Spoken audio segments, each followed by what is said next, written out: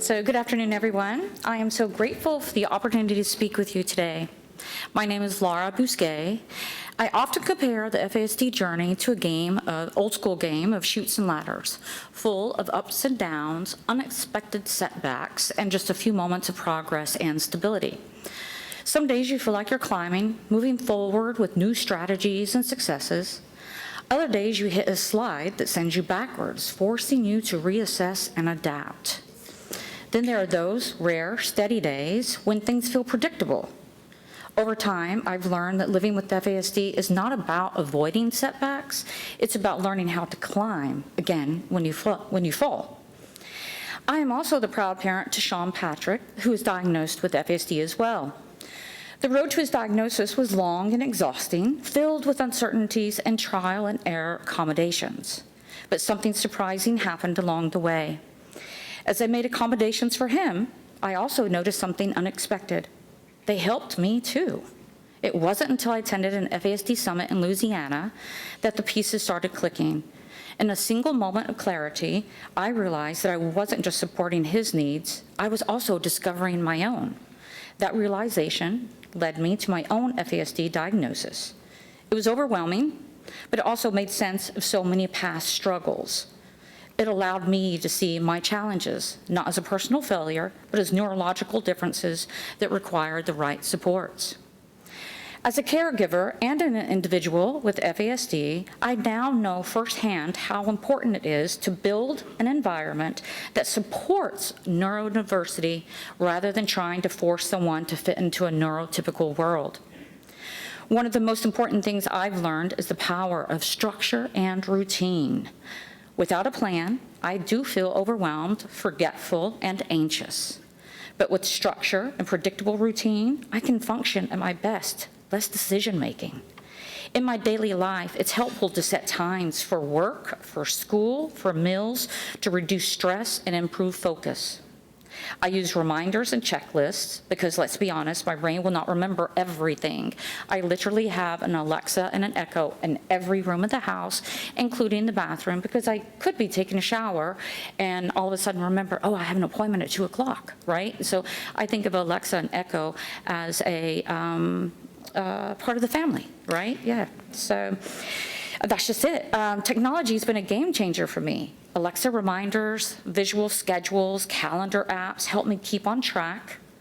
And studies confirm that having a consistent routine supports executive functioning, reduces overwhelming, and improves emotional regulation. Sleep. Sleep is another key area that can make or break my ability to function, but it doesn't always come easy to me. Over time, I've built a bedtime routine that helps me wind down.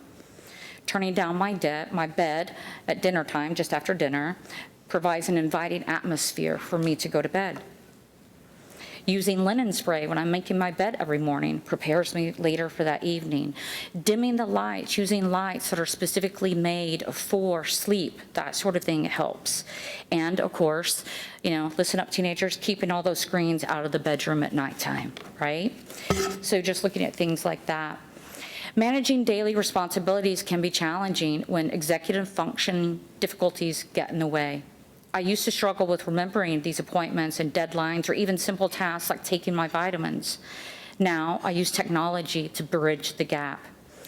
Again, as I mentioned, I have Alexa in all the rooms, and I also rely on old school Post-it notes and phone reminders, and I take photos of important things to go back and remind myself, so I don't have to rely on my memory alone. Do you guys have any ideas of what else that could help me in the future or others like me who struggle with that? Physical activity has also been a huge part of how I regulate my emotions and energy levels. When I feel anxious and overwhelmed, I know that movement helps. I might hop on my stationary bike, go outside, play with the dog, or simply step outside to breathe in fresh air, even though we have really bad pollen in Texas. Mindful breathing and meditation have also been helpful tools for me. What other activities might help me? Another area that makes a big difference for me is nutrition. The way I eat directly affects how I feel, think, and function. I follow a gluten-free diet, so I plan meals in advance, try and stick to a consistent grocery diet, and I always research options ahead of time, restaurant options. I also take loads of vitamins and minerals to help supplement the nutritional gaps. That's what works for me, but why? Life with FASD can sometimes, again, feel overwhelming. You're going to hear that a lot, especially when it comes to decision-making and mental overload. To minimize decision fatigue, I try to keep things, again, simple and predictable. What does that look like? When I go to some of the same stores that I go to all the time, I park in the same spot, in the same general area, because that's one less thing I've got to think about when I come out of the store. I try and stick to a meal plan so I don't have to figure out what that looks like each day. And I even keep a little emergency food in my car, like a cup of tea and some shortbread biscuits, right? Because we all have moments of distress, and there you go. So perhaps the most important piece of the puzzle is social support. Having a strong network of people who understand, encourage, and celebrate my successes has made all the difference. I am incredibly grateful for those who support me because having people in my corner gives me the confidence to navigate these challenges. Studies emphasize that strong social connections improve mental health and overall well-being for individuals with FASD. I'm great at making social connections, but I may have trouble maintaining them. Where do we find support for that? What could help me?